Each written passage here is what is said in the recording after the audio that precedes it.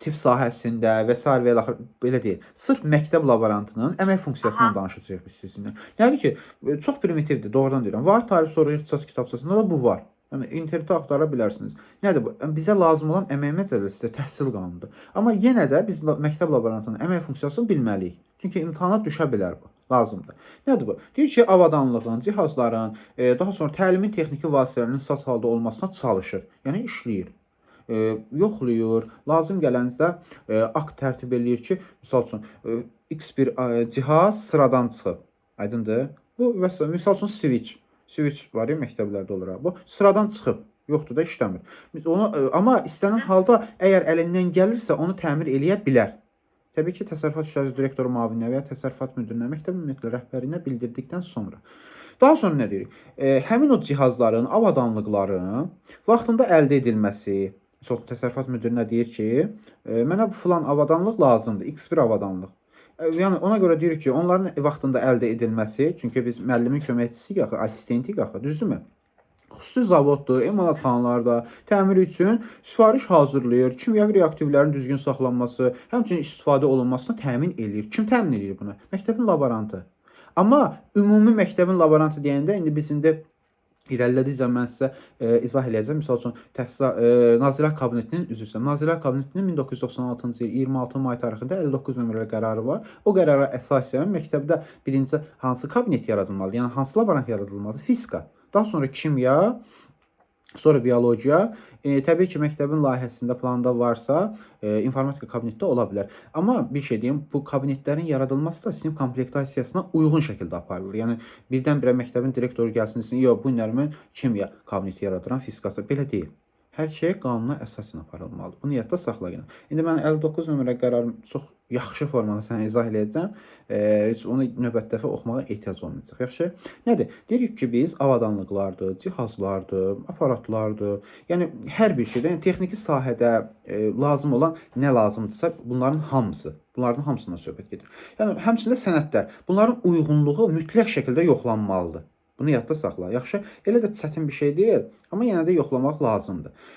Filmotekalarla müntəzəm olaraq işgüzar əlaqə saxlayırıq. Filmoteka sözü ola bilər sizin üçün yaddır. Bu arxiv mənasında işlənir. Başa düşdünüzsə, indi orada film sözü kino mənasında işlənmir də. Söhbət burada arxivdən gedir. Yaxşı. Yəni arxiv idarələrinə və s. və axır müntəzəm olaraq əlaqə saxlayırıq. Müəllimlərin dərs məşğələləri üçün lazım olan materialları təmin edirik. Misal üçün informatika laborantsız müəllimin proqramı sizdə olur da, təbii ki. Bu günləri Word dərsin proqramı vardı, onun Word proqramı, Office proqramıdır. Onun izahını keçsək şagirdlərə. Siz avtomatik olaraq, laborant olaraq, İKT-də, yəni kompüter laborant olaraq Word proqramı açırsınız, dərsi hazır şəkildə saxlayırsınız. Bu qədər sadə, bəsit. Aydındır? Yəni bundan başqa elə də çətin bir şey deyil. Sadəcə müəllimə lazımi dəstəyi verirsiniz. Dərsi təmin olunması üçün. Aydındır? Müəyyən olunmuş formadadır ki, hesabatları hazırlayırsan. Hesabatlar necə olur? Təbii ki, aylıq planlar, həmçinin illik planlar əsasında. Fəaliyyət planı deyirik də ona biz. Ola bilər ki, misal üçün deyirəm, sentyabr ayı, misal üçün götürək oktyabr ayı, həm sentyabr olsun və yaxud olsun noyabr, x bir aydan söhbət edirik, may ayı. May ayı ərzində sənin görəcəyin işlər olur. Lazım olsun. İnşallah işə qəbul ol, mən sənin üçün fəaliyyət planı göndərərəm. Bax, sənin bu dediyim ki, müəyyən olunmuş formada hesabatlar hazırlayır. Bax, o hesabatlar sənin fəaliyyət planına uyğun şəkildə hazırlanmalıdır. Aydındır? Lazımlı bir şeydir. Həmçinin bilməli olduğun bir şey var ki, laboratoriya işləridir, daha sonra digər dərs məşğələləri olsun. Yəni bunların keçirilməsi üzrə rəhbər və normativ sənədlərdir. Onlardan istifadə edilməsi yollarıdır.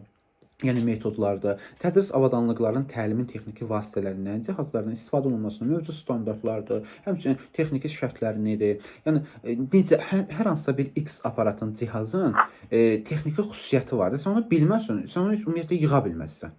Aydındır? Bir şey də yadda saxla ki, texniki təhlükəsizlik qaydalarıdır, sanitar və yanğından mühafizə qaydaları var. Onlar da kiçik bir normativ sənədlərdir. Mən onları sənə göndərəcəm. Yəni bir neçə dəfə oxusan, təxminən 4 dəfə oxusan bəs eləyər. Yəni elə də çətin düşmür. Yəni məktəbə. Bu ən çox sanitar gigiyenik qaydalar var ki, yanğından mühafizə qaydaları var ki, təsərrüfat işləri direktor müavinlərinə daha çox düşür o. Yəni doğrudan düşür.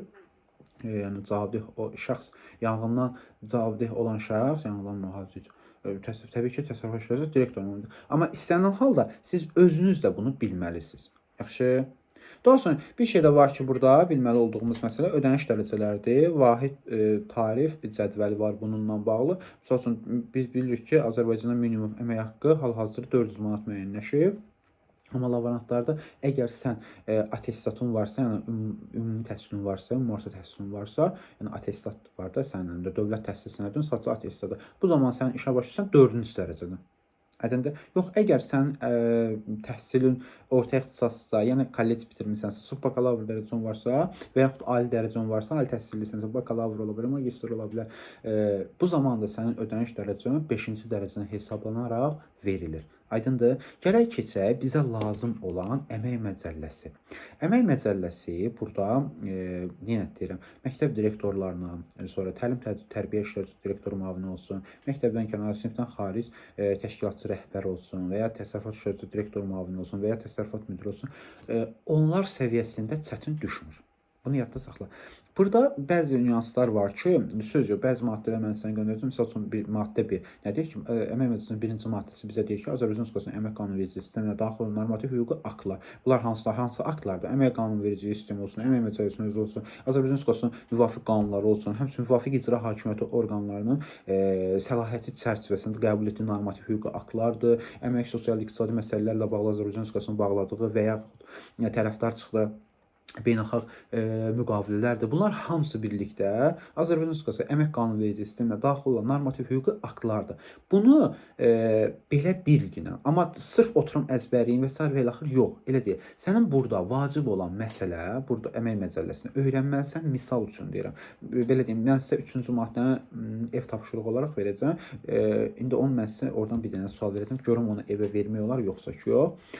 Bax, burada öyrənməlisən 4-cü maddəni. Yəni, əmək məcəlləsinin tətbiq edildiyi iş yerləri vardır. Yəni, əgər belə bir qanunverici sistemimiz varsa, təbii ki, o hər hansısa bir sahədə və ya hər hansısa bir sahələrdə tətbiq edilir də. Misal üçün, təhsil haqqında qanun. O gedib səhiyyədə, misal üçün, xəstəxanada tətbiq eləyəsi deyilsənsə, bu ümumi təhsil müəssisəsinin ümumiyyətlə təhsil sahəsinə aid olan bir qanundur. Amma əmək məcəlləsi biraz genişdir.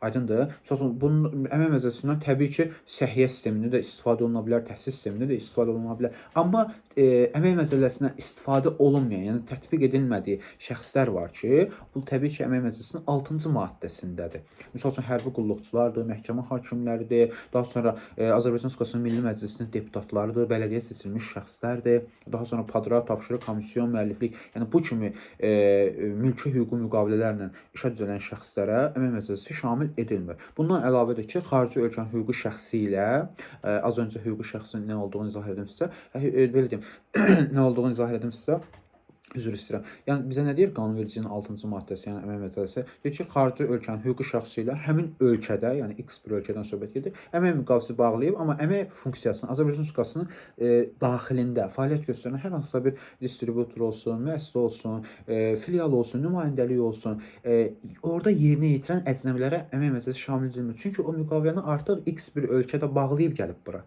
Aydındır nə demək istədiyim? Yəni, həmin o ölkənin əmək məcəlləsi, əmək qanunvericiliyi o şəxsə şamildir. Amma bu o demək deyil, Azərbaycan Respublikasının digər qanunları həmin şəxslərə şamil edilmir. Şamil edilir, amma sırf əmək qanunvericiliyi o şəxslərə şamil edilmir. Yaxşı, ümumiyyətlə əmək məcəlləsi ümumilikdə 317 maddədən ibarətdir. Amma ümumən götürəndə əmək məcəlləsinin döyünən ürəyi 6-cı maddədir. Yəni, əmək məcəlləsinin şamil edilmədiyi şəxslər bunu bilirsən pəs edir. Amma mütləq şəkildə sənə yaxşı olar ki, 4-cü maddəni öyrənəsən. 4-cü maddə vacibdir. Nə deyir? Deyir ki, bizə əmək məcəlləsi, yəni qanunvericiliklə müəyyən edilmiş qaydada Azərbaycan Respublikasının müvafiq hakimiyyət orqanlarını, çünki Azərbaycanda hakimiyyət bölünmə prinsipindən işləyir. Azərbaycanda qanunverici hakimiyyət var, icra hakimiyyəti var, məhkəmə hakimiyyəti var. Misal üçün, qanunverici hakimiyyət hansıdır? Qanunverici hakimiyyət biz bilirik ki, Milli Məclisdir. Parlamentdən söhbət gedir. Daha sonra icra hakimiyyəti hansıdır? İcra hakimiyyəti prezidentdir, amma icra hakimiyyəti Azərbaycan Respublikasına mənsubdur. Məxsus deyil, mənsubdur. Məxsusla mənsubun da fərqi var. Mənsub təsəvvürlə hamısı demək deyil. Yəni, bir hissəsi ona aiddir. Biz axı demokratik respublika yox, düzdürmü? Məxsus sözü orada olsaydı, yəni icra hakimiyyəti prezidentə məxsusdur. Belə olsaydı, Azərbaycan artıq monarxiya olardı. Başa düşürsünüz? Ona görə deyirik ki, biz Azərbaycan qanunverici deyir ki, Azərbaycan Respublikasının prezidentinə icra hakimiyyəti mənsubdur. Aydındır? Daha sonra biz dedik ki, Azərbaycanda hakimiyyət bölünmə prinsipinə həyata keçirilir. Bir də məhkəmə hakimiyyəti var, bildiyimiz məhkəmələrdir. Aydındır? Və bizə də qanunverici deyir ki, Azərbaycan Respublikasının müvafiq hakimiyyət orqanları, yəni qanunverici olsun, icra hakimiyyəti olsun, məhkəmə hakimiyyəti olsun, yəni bunlardan hər hansısa biri məsuldur da bilinmir. Sənin iş və hansı sahədən söhbət gedir hələ bilinmir. Aydındır? Tam dəqiqləşən, konkretləşəndə, misal üçün, sən Milli Məclisə müraciət eləməlisən. Bəli, Milli Məclisə müraciət eləyirsən. Aydındır? Yəni, sənin problemini harada həll eləyə bilərlər? Belə olurdu desək də. Və yaxud da məhkəmədə həll eləməlidir. Yəni, mənə gəlir ki, izah olundu sizə. Aydın olar, düzdürmü? Əla. Daha sonra deyir ki, fiziki və hüquqi şəxslərin təsis etdikləri, fiziki hüquqi şəxsləri mən az öncə sizə izah edirdim. Yəni, deyir ki, təsis etmək də nədir? Ərsəyə gətirməkdir, qurmaqdır, yaratmaqdır. Yəni, təsis etmək bu mənada izah olunan sözdür. Təsis etdikləri mülkiyyət və təşkilatı hüquqi formasından asılı olmayaraq fərq qoyulmur, yəni. Respublikanın ərazisində yerləşən, yəni Azərbaycan dövlətinin ərazisində yerləşən müəssisələrdən söhbət gedir. Yerləşən bütün müəssisələr olsun, həmçinin təşkilatlar olsun, idarələr olsun, yəni bunların hamısına əmək müəssisəsi şamildir. Həmçinin ola bilər ki, müəssisə yaradılmadan işçilərlə əmək müqaviləsi bağlanmış iş yerləri var ki, misal üçün asan xidmət tikilir, misal üçün deyirəm də, təbii ki. Asan xidmət tikilir və vakant elan olunur, işçi götürürlər və planlaşdırırlar ki, 3 ay ərzində bina hazır olacaq, yəni istifadəyə veriləcək. Plan belə qurulur da, misal üçün, proqnoz belə verilir tutaq ki. Və müəssisə və belə deyim də, müəssisə işçilər yığılır, vakant elan olunur. Artıq səndən, mənlə müqavilə bağlanır, amma binanın, müəssisənin yəni tikintisi gecikir. 3 ay tikilməlidir, tikilir 5 ay. Amma mənlə artıq müqavilə bağladığı üçün artıq mənim əmək hüquqlarım və öhdəliklərim yaranır. Yəni mənə artıq əmək məclisi şamil edilir. Nə olsun müəssisə yoxdur. Aydındır? Aydındır? Hə. Davam eləyək biz. Bəli. Mən bir söz deyim. Buyur. Deməli, mən imtahan verib rayonda istəyirəm işləmək. Bunun üçün olacaq. Olar yəqin. Əlbəttə niyə olmasın ki, imtahan vermək olur, əlbəttə ki olur. Yəni mən balımı yığıb, müəyyən balı yığıb, orada hansısa bir məktəbə mən özüm müraciət eləməliyəm, yoxsa onlar başqa bir ayrı? Yox, vakant yer deyəndə ki, vakant yerə müraciət edirsiniz sadəcə olaraq. Yəni əslində bunlar təyinatdan olan bir şeylərdir. Təyinat göndərilir və sadəcə işə başlayırsınız, bu qədər. Amma yenə də orada sizə yaxınlıq, uzaqlıq, yəni məsafədən söhbət gedir. Onlar nəzərə alınır. Ailə vəziyyəti və s. həmçinin sağlamlığınız, bunların hər biri nəzərə alınır. Hə, yəni mənim yoldaşım hərbisidir. Dəlibaq rayonunda işləyir. Mən istəyirəm orada məktəbə, yəni orada məktəbdə işləyim də. Bildim, olar inşallah. Orada məktəbdə işləyəm. Oradan sözünü açığa bilmirəm, vakant var yoxsa yox, yalançı olaram. Amma olur o, elə şeylər olur. Yəni, sadəcə olaraq imtahan verirsiniz də. Davam eləyək biz. Eləyək müəllimi. Mən vaxt deyirsiniz də mənə PDF-ləri öyrənmək. Əlbəttə ki, sadəcə mən izah eləyim, sonra sizə rahat olsun da öyrənmək. Düzdür? Başa. Bizə də 317 maddənin hamısını öyrənmirik burada təbii ki. Bizə lazım olan maddələr var ki, ən çox düşən maddələrdə belə düşür. Onları öyrənməyimiz daha məsləhətdir. Yaxşı. Daha sonra həmçində Azərbaycan Respublikasının hüdudlarında kənarda fəaliyyət göstərən Azərbaycan Respublikasının səfirliyi olsun, konsulluğu olsun, daha sonra beynəlxalq sularda Azərbaycan Respublikasının dövlət bayrağı altında üzən gəmilər olsun, həmçinin şelf qurğusu olsun. Şelf qurğusu bilirsiniz o dənizin ortasında o konstruksiyadır. Nefti, qazlı, yəni qurğudur. Ola bilər ki, televizorda, ola bilməz ki, televizorda görməyəsiniz onu. Belə şeylər var. Hətta internetdə falan da görə bilərsiniz o şelf qurğulardır. Yəni internetə yazsınız, axtarış verirsiniz, search verirsiniz, tapacaqsınız. Yəni həmçinin digər iş yerlərində də əmək məcəlləsi keçərlidir. Aydındır? Yaxşı. Ümumiyyətlə əmək məcəlləsi işə götürənin xam malından, yəni xam malda nədir? Materialdan söhbət gedir də.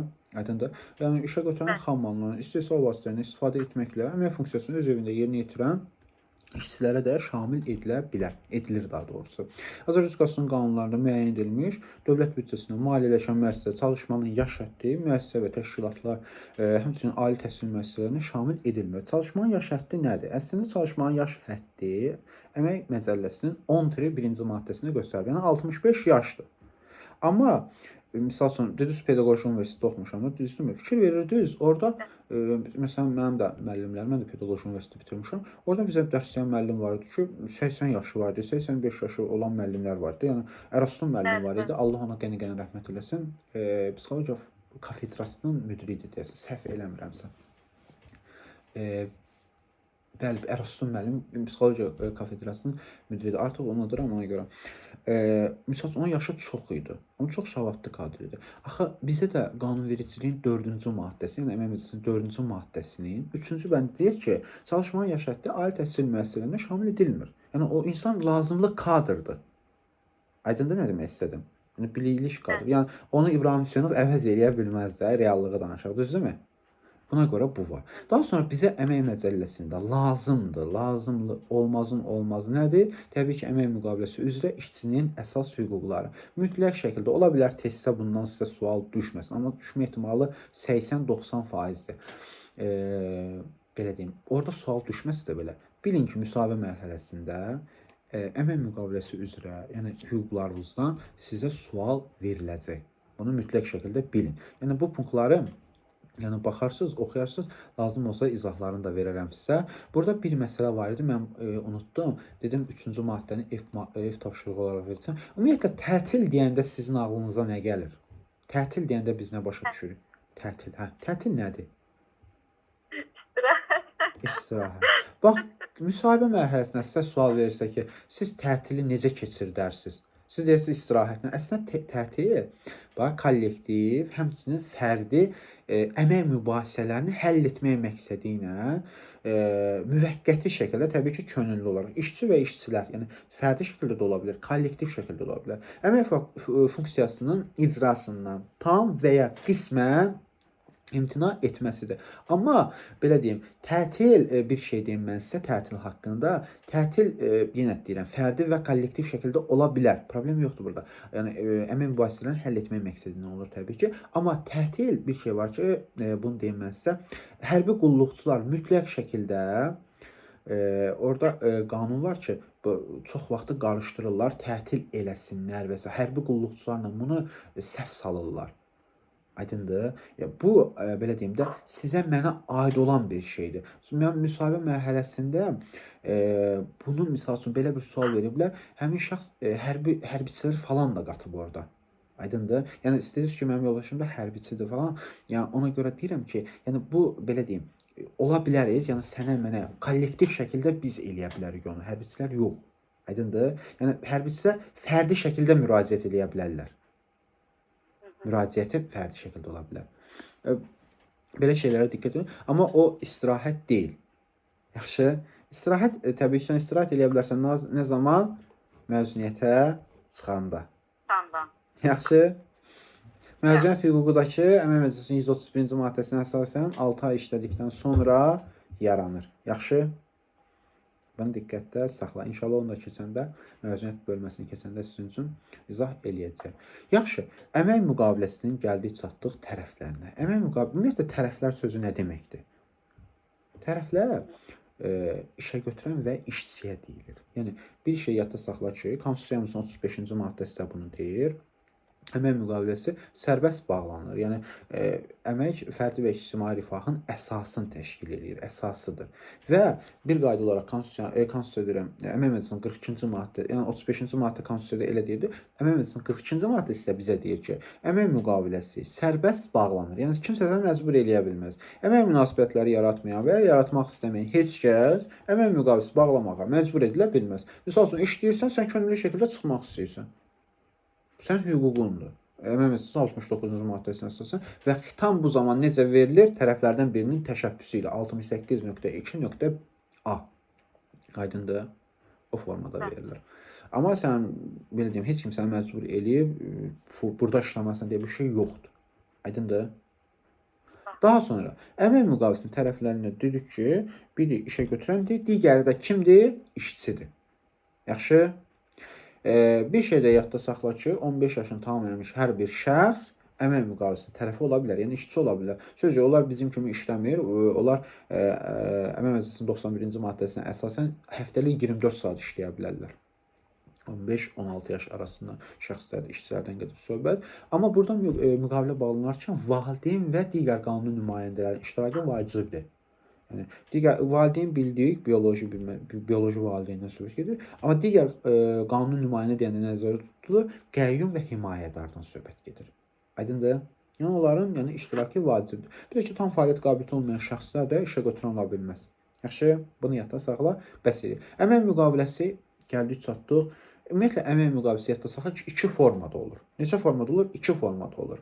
Yəni, bunu sənə durub indi söz kitab dilindən izah eləməyi istəmirəm də. Yəni, mən istəyirəm ki, sən müsahibə mərhələsində ən azından bunlar fərdi formada, yəni rahat formada danışa biləsən. Bu vacib bir məsələdir. Yəni, əmək müqaviləsinin müddəti, ümumiyyətlə, əmək müqaviləsi 2 formada olur. Müddətli və müddətsiz. Yaxşı, müddətli əmək müqaviləsində bir qayda olaraq müddət göstərilməlidir. 5 aydır, 6 aydır, 1 ildir, 2 ildir, 3 ildir, nə bilim, 8 aydır, müddət, vaxt göstərilir. Filan vaxtdan filan vaxta qədər. Aydındır? Bir şey var ki, müddətsiz müqavilə daimi iş yerindən söhbət gedir təbii ki. Bir tərəfli qaydada müddətli müqaviləyə keçirilə bilməz. Yaxşı, bunu yadda saxla qına. Nə dedik? Müddətsiz müqavilə bir tərəfli qaydada, yəni işə götürən öz belə deyim də fikri ilə, öz belə deyim əmri ilə, əsassız şəkildə və s. sənin razılığın olmadan müddətsiz müqavilə, müddətli müqaviləyə keçirilə bilməz. Yaxşı, bir sual ortaya çıxır. Mən müddətli müqavilə ilə çalışıram hal-hazırda. Elə daimi belə çalışmalıyam. Həmişə məndən müqavilə bağlanmalıdır müddət şəkildə. Xeyr. Əgər müddətli əmək müqaviləsi fasiləsiz olaraq 5 ildən artıq müddətə davam eləyirsə, həmin müqavilə artıq müddətsiz hesab olunur. Yəni, sən artıq daimiləşirsən orada. Aydındır? Neçə ildən sonra? 5 ildən sonra. Amma necə? Fasiləsiz davam eləyərsə. Yaxşı, bunu yadda saxlamaq çox vacib olan məsələdir. Bir də ki, biz bilirik ki, əmək müqaviləsi işçini işə götürmək üçün vacib olan sənəddir və qarşılıqlı razılığa əsasən, yəni tərəflərin qarşılıqlı razılığına əsasən bağlanır. Amma bir məsələ var ki, işçinin peşəkarlıq səviyyəsini və əmək funksiyasını icra etmək bacarığını yoxlamaq məqsədi ilə də bizlərə, yəni biz işçilərə sınaq müddəti verilə bilər. Aydındır? Sınaq müddəti, belə deyim, burada müqavilənin müddəti önəmlidir. Ola bilər səninlə 6 aya qədər müqavilə bağlanılıb. Misal üçün 3 ay, 4 ay, 5 ay, 6 ay. Yəni 6 ay keçməmək şərtilə. Bu zaman sənə sınaq müddəti maksimum 2 təqvim həftəsi verilə bilər. 2 təqvim həftəsi deyirəm. 2 iş, belə deyim, 14 iş günü demirəm mən. 14 gün deyirəm sadəcə olaraq. Bunun içində qeyri-iş günləri də aiddir. Şənbə, bazar da, yəni bayram günləri, anım günləri və s. qeyri-iş günləri buna daxildir. Aydındır? Amma elə ola bilər ki, sənlə müqavilə 6 aydan çox ola bilər bağlansın. 7 ay, 8 ay, 1 il, aydındır? 2 il. Bu zamanda sənə maksimum, yəni tam belə axırıncı nöqtəyə qədər sizə sınaq müddəti verilə bilər. Nə qədər? 3 ay. 3 ay. Yenə də şənbə, bazardır, qeyri-iş günlərdə onun üçün daxildir. 3 ay, maksimum 3 ay verilə bilər. Yəni bunu yadda saxla qına, yaxşı? Daha sonra bizim bilməli olduğumuz məsələ nədir burada? Sınaq əgərləri sənin müqavilində sınaq müddəti müəyyən edilməyibsə, yəni yazılmayıbsa, orada punkt var da əması işləyəndə sınaq olan hissə var ki, ora gün qeyd edilməyibsə, demək ki, sizə sınaq müddəti verilməyib. Aydındır? Bir şey də yadda saxla ki, maksimum 3 aydır 6 aydan yuxarı olan müqavilələrdə. Bu sınaq müddətinin, sınaq anlayışının da maksimum hissəsi var, amma minimum hissəsi yoxdur. Niyə görə yoxdur? Çünki sənə o sınaq müddətini verməyə də bilər. Başa düşdünüz nə demək istəyirəm? Maksimum ancaq 3 aydır. Təbii ki, hansı müqavilələrdə 6 aydan çox olan müqavilələrdə. Amma maksimum 2 həftədə hansı müqavilələrdə 6 aya qədər olan müqavilələrdə. Aydındır?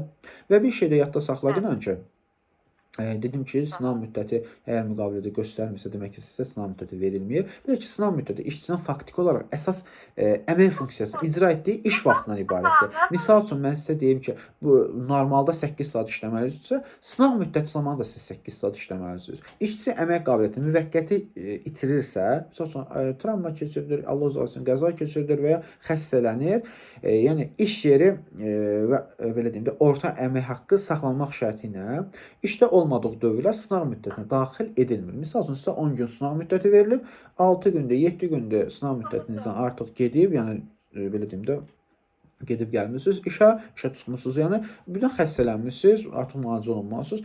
Bu yerdə qalan 3 gün var, yerdə qalan günlər artıq dondurulur. İşə çıxandan sonra artıq başlayır o fırlanmağa da, yəni dövr eləməyə. Yaxşı, yəni getməyə.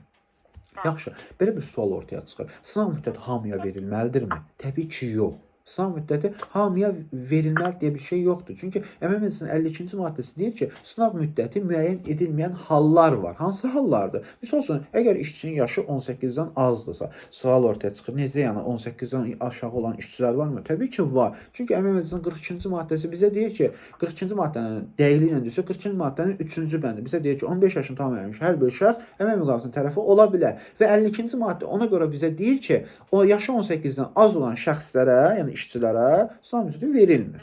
Aydındır? Daha sonra müsabiqə yolu ilə müvafiq vəzifəni tutanlara da sınav müddəti verilmir. Misal üçün, sizə müqavilə bağlaya bilərlər 1 il. Amma 1 ilin içində sizə sınav müddəti verilməyəcək. Misal üçün, mən işə qəbul olmuşdum, mənə 30 gün sınav müddəti vermişlər. Yəni, mənim gülməli gəlirdi ki, yəni necə yəni, bu rəhbərliyin elədiyi işə bax. Təbii ki, sonradan araşdırma falan, həmin rəhbərliyin çox idi nöqsanları, həddindən artıq çox idi nöqsanları, onun müqaviləsinə xitam verildi. Amma ilk baxışdan mənə elə baxdım ki, dedim, yəni necə yəni bu rəhbər şəxs olasan, yəni bu adam bilmir ki, mən imtahandan keçib gəlmişəm bura, mənə necə sınav müddəti verə bilər? Yəni belə şeylər var. Yəni o yenə deyirəm, diqqət eləməli olduğumuz məsələdir, amma qanunçuluğa qalsa sınav müddəti müsabiqə yoluna müvafiq vəzifəni tutan şəxslərə verilmir. Həmçinin hamilə, 3 yaşına çatmamış uşağı olan qadınlar, daha sonra 3 yaşına da uşağın tək başına böyüdən kişilərə də sınav müddəti verilmir. Təhsil müəssisəsini bitirdiyi ildə ixtisası, həmçinin peşəsi üzrə ilk dəfə işə qəbul olunan şəxslərə sınav müddəti verilmir. Misal üçün, MİQ imtahanından keçən müəllimdir, misal üçün deyirəm də, testi də keçib, müsabiqəni keçib, təyinat alır. Bax, fikir verirsən, görmüsən, müəllimə sınav müddəti verirsən. Xeyr. Çünki o, təhsil müəssisəsini bitirdiyi ildə, yəni peşəsi üzrə, yəni müəllimdir bu. Müəllimlik, belə deyim də, X1 ixtisası, tarix ola bilər, Azərbaycanda və s. yaxlıdır. Yəni, bu vəzifə deyil də, peşədir bu artıq. Düzdürmü? Yəni, peşəsi üzrə ilk dəfə işə qəbul olub bu şəxs. Bunun necə olsun, təcrübəsi olsun? Çünki sınav müddətinin verilməsinin də vacibliyi, işçinin peşəkarlıq səviyyəsini, müvafiq əmək funksiyasını yoxlamaq məqsədi, yəni icra etməyinin yoxlamaq məqsədi ilə verilirdi. Bu adamın da stajı yoxdur. Birinci dəfə işə qəbul, ona necə sınav müddəti verə bilərsən? Söz yox, verə bilərsən. Amma qanunçuluqda deyir ki, 52-ci maddədə, təhsil müəssisəsinin bitirdiyi ildə ixtisası və ya peşəsi üzrə ilk dəfə işə götürülən şəxslərə sınav müddəti verilməməlidir. Qanunçuluq belə deyir. Daha sonra ödənişli seçki vəzifə təyin edilmiş şəxslərə bir şey də burada yadımdan çıxmamışdı. 2 ay müddətinə qədər bağlanmış əmək müqavilələrinə də həmin o şəxslərdən söhbət gedir. Onlara da sınav müddəti verilmir. Bunu yadda saxla. Təbii ki, sınav müddəti sadaladığımız hallardan başqa hallar da ola bilər ki, təbii bu da ki, tərəflərin razılığı əsasında olan hallardır ki, bəli, o zaman da sınav müddəti verilməyə bilər. Bunlar çox vacib olan maddələrdir. Bunları oxumaq lazımdır.